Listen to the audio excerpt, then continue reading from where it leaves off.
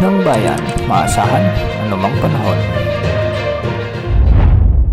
Magandang oras po sa ating lahat, narito na ang latest update sa lagay ng ating panahon ngayon at sa susunod na 24 oras. Sa kasalukuyan ay dalawang weather systems ang nakakaapekto ngayon sa ating bansa. Una rito ang shear line na siyang nakakaapekto sa eastern section ng northern Luzon. Samantalang nakakaapekto naman ang amihan o northeast monsoon sa bahagi ng extreme northern Luzon.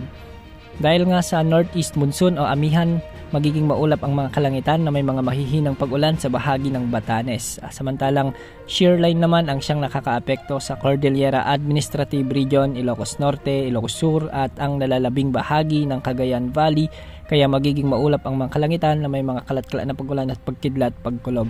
Dahil nga dito, posible ang mga katamtaman at minsan ay malalakas na pag-ulan, kaya posible ang mga biglang pagbaha at pagguho ng lupa. Samantala sa Metro Manila at nalalabing bahagi ng ating bansa ay asahan naman ang bahagyang maulap hanggang sa maulap na kalangitan na may mga kalat-kalat ding pag-ulan at pagkidlat, pagkulog.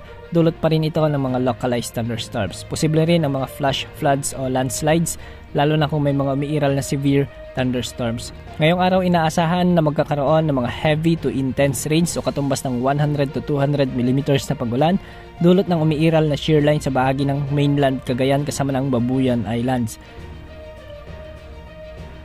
Posible naman makaranas ng mga moderate to heavy o hanggang 50 to 100 mm na pag-ulan ang mga lalawigan ng Apayao at Kalinga, dulot pa rin ng shear line. Bukas, posible pa rin ang mga moderate to heavy rains sa mainland Cagayan kasama ng Babuyan Islands dahil pa rin sa shear line. Localized thunderstorms naman ang inaasahan sa nalalabing bahagi ng ating bansa.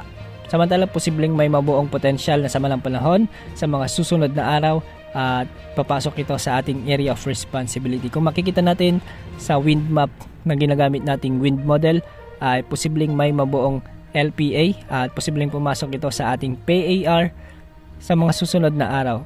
Posible itong lumapit sa bahagi ng Eastern Mindanao o Eastern Visayas at sa ngayon ay nasa mababa hanggang sa katamtaman pa rin ang tsansa nitong lumakas bilang bagyo. Dadaanan nito ang mga probinsya sa bahagi ng Mindanao at Visayas kung hindi magbabago ang pinapakita ng forecast na ito. Yan mo lang update sa lagay ng panahon. Ito po ang weather update ng bayan, maasahan anumang panahon.